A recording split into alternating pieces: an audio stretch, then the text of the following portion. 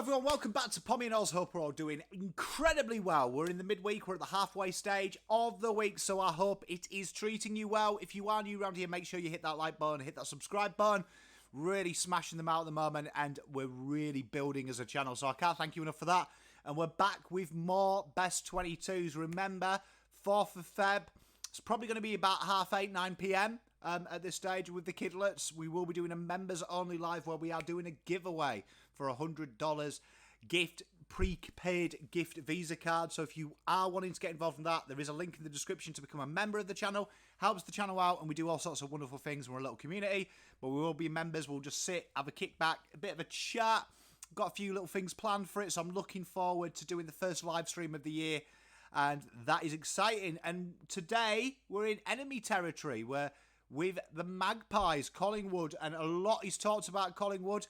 I don't quite subscribe in that they're going to bomb.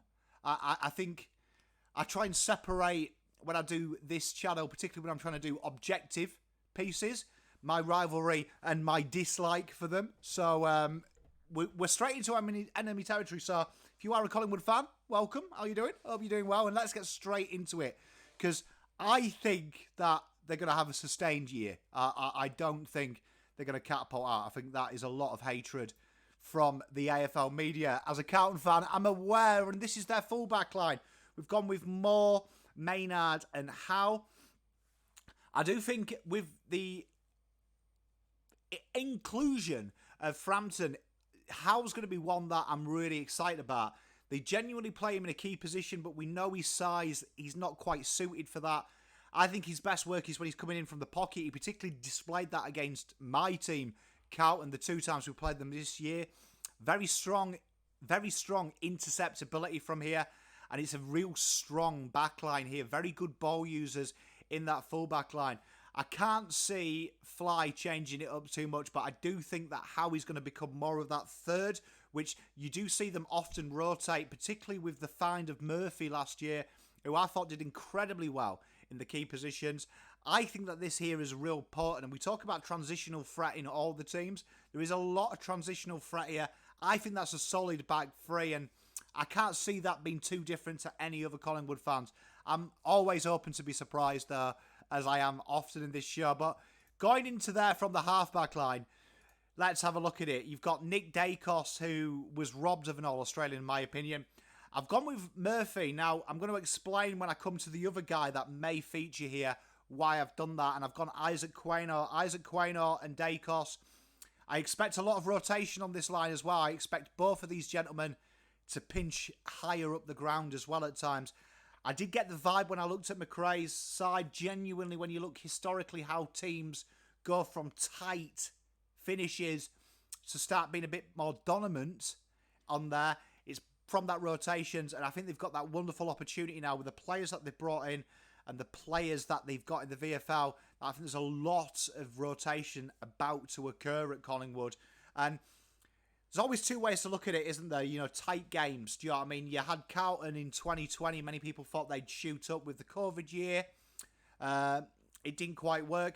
But there is sides historically that have won tight games and come out. Richmond would be a great example of having a really poor percentage. It's why I don't buy into the percentage argument a lot. But a real poor percentage. They actually won the flag that year. So it's going to be how they adapt to it. I think with Collingwood, my opinion of why they had tight games is McRae had to sort them out offensively. With Buckley, they were very rigid defensively. And it's about finding that happy gradient. So I think McRae's going to do that by creating more impact in these positions. And you've got to remember, Nick Dacos here, we're talking about world class. We're talking about 3 years' time, one of the best players in the league, if not before. The battles between him and Walsh are really exciting coming up in the few years to come. I think they're going to be real staples of their footy club. And 2 players I'm excited about seeing it. But I love that. And Nathan Murphy there, probably not the most exciting centre-half back, but I thought he was really solid. And I think when you look at incredible backlines with transitional threat, look at Melbourne. Harrison Petty doesn't exactly excite you. Do you know what I mean? Like, you ain't all going on Supercoach and saying, oh, Petty. But from a structural standpoint, That is the kind of solid, just guy who holds an end, makes his man accountable to allow Quain or Dacos, Howe, Maynard to get the ball more, to swing in front of Murphy, which he did quite a lot of times. So I think logically that's how it works. We go to the centre line, Josh Dacos, another guy that I think has really improved, and I think a lot of these father-sons have that issue, don't they, with the surname. He's a guy that's really started to burst out, particularly last year. I was really impressed with his year and the year prior to that. He's really starting to become his own name, his own force. Taylor Adams, a guy that honestly, when Carlton play him, does my crust in. And I think him being fit is a huge thing for Collingwood because he's just, he has that presence about him. He has that presence. There's a few classy users here. My testament to Collingwood is, are they tough enough in the corridor against when you start to become a top 4 side, a top 8 side? The bottom sides are just going to try and hold you up, and that's something that Carlton was specialists in a lot of my time here, just being a boring side, making it naggy. This guy here, Taylor Adams, he will come in and get the ball out, and I think the combination of him and Taylor and Tom Mitchell is a really intriguing one for me, one that I'm going to keep an eye on, because Collingwood and Carlton now, I think, are in the ascension. I think they are there, and I think we're going to see that battle quite a bit for things that actually matter, not for who's least shit. So Taylor Adams, I think, while he's fit, I think he's going to be a very important in for them. And Steele Sidebottom, solid on the wing, isn't he? He's timeless. I think that's a real good wing combo, and I do expect to see some rotations. We talked about Quainor. We saw Nick Dacos take a few of them, and also some centre bounces towards the end of the year. So I think this will be rotated, and Sidebottom will slide into that half-forward line as well, like he does. So I think that's a fairly no-brainer for me, that centre line. Some names could change there. Half forward, and we've got some more new acquisitions, but Jamie Elliott, this guy he's another player that doesn't really age, does he? He kind of bucks his trend. He feels like he's been around forever. You're always talking about Jamie Elliott. I feel like I've seen him a lot as a Carlton fan, much to my chagrin, but very solid player, and I think Dan McStay really opens up their forward line in the terms of that before it was just Majorchek and then they were maybe chopping and changing Mason Cox, etc. But McStay is a bona fide half forward. He's a bona fide pillar down there. And I think he's going to be very exciting because I think he's got a lot more of responsibility here than he has at Brisbane. So I think that's going to be a really intriguing one for Pies fans to look at. And it certainly makes their forward line, on paper at least, look a lot more hard to defend. And I've started Degoe here. Degoe is the anomaly, isn't he? He can play on the ball. He can play up the ground. He can play full forward. We've seen him. So I suspect that this will happen. And again, that rotation is going to be a recycled word.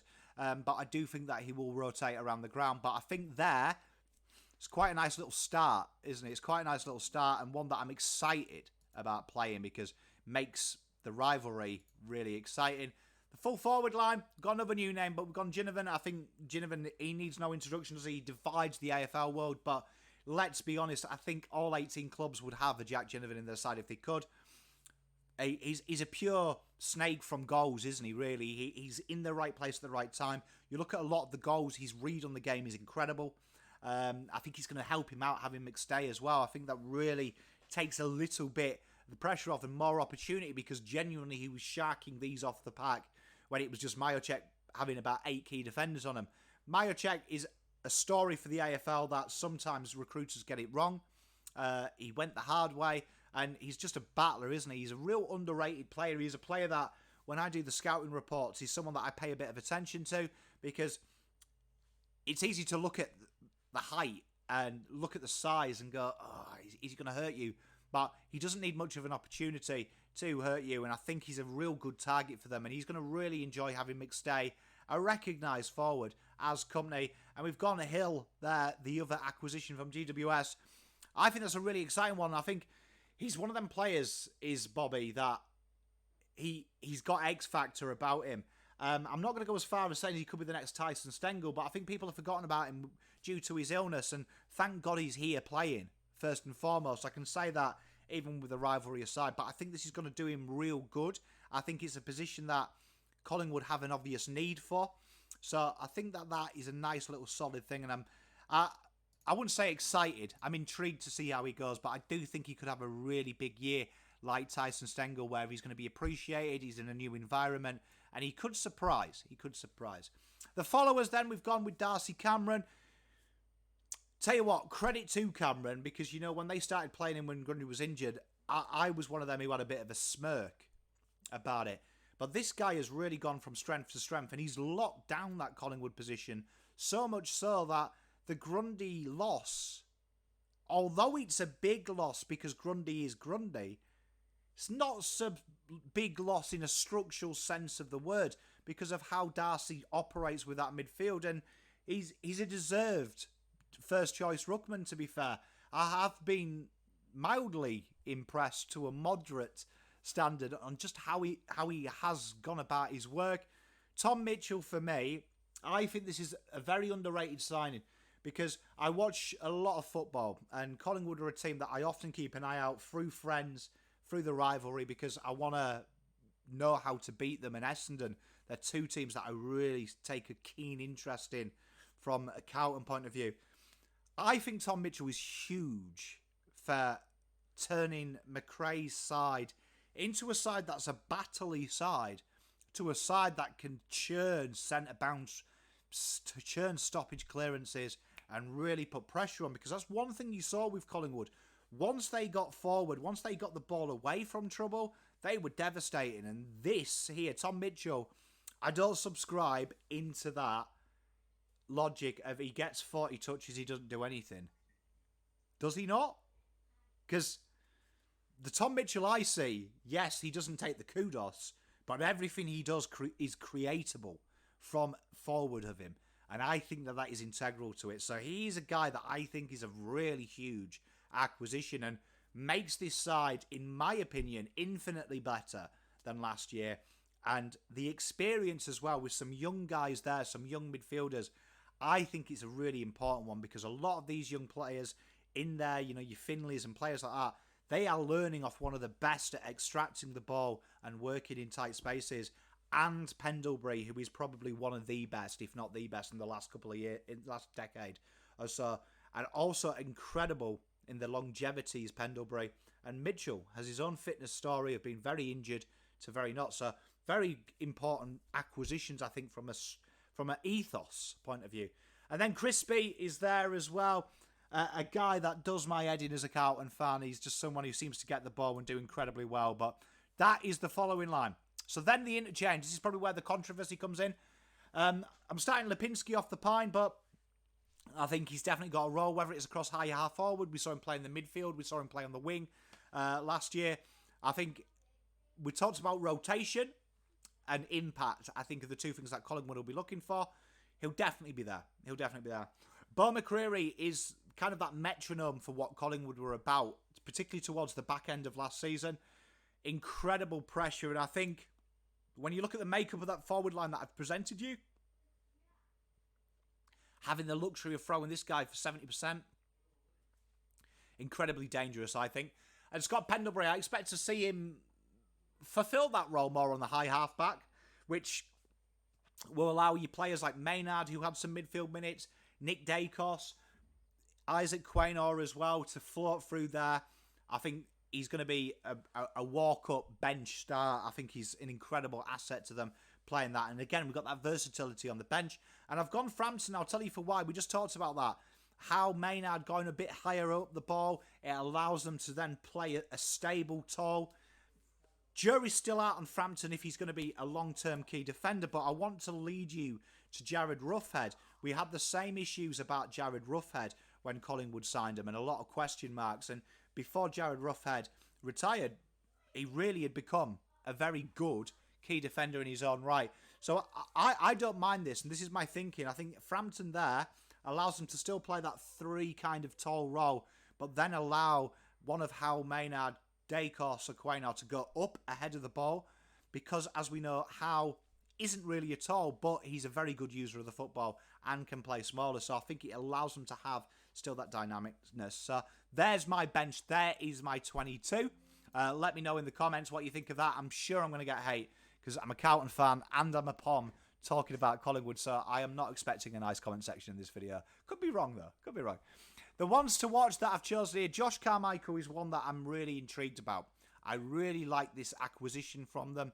I think he's an incredibly talented footballer, and I think he's got something about him, and he's one that I'm going to be watching the pre-season reports, the Pracky match in a couple of weeks' time. I'm really intrigued to see what he's added, because I think he's got one of them talents that could be one of them players that might have missed the boat first time, but has really nailed it down. Charlie Dean's another one as well, because we talked about Murphy. If you want a Murphy who's got something about him, Charlie Dean would be that guy, because he has probably got more ticks in the key defender boxes than Murphy. So Charlie Dean, real strong little player one-on-one, decent user of the ball. Injuries have curtailed him maybe last year, but he's someone that I'm really keeping an eye on, because he will be one who'll be thinking, you know what, I can break into this team. And him and Frampton and Murphy probably fighting for one guaranteed starting position. It's going to be an intriguing one, but he's one that I'm going to keep a close eye on. Jacob Ryan, we talked about him at length on Swoop Luke's show and in the draft profiles that we did. This guy suits the bill, and as Nick Dacos evolves into more of a midfielder, leaves that hole, and Jacob Ryan is incredibly damaging, and he will play a lot of football this year. Bookmark him for 10 games minimum this year. I love how this kid goes about his game. He's very direct, he's very quick, very good football IQ as well, and someone that I'm excited about seeing coming into it, just because I've got a soft spot for draftees. And Joe Richards is another one we talked about. Highly sought after. He's gone again through the long route to get to this, but this guy here knows football and knows where the onion bags is.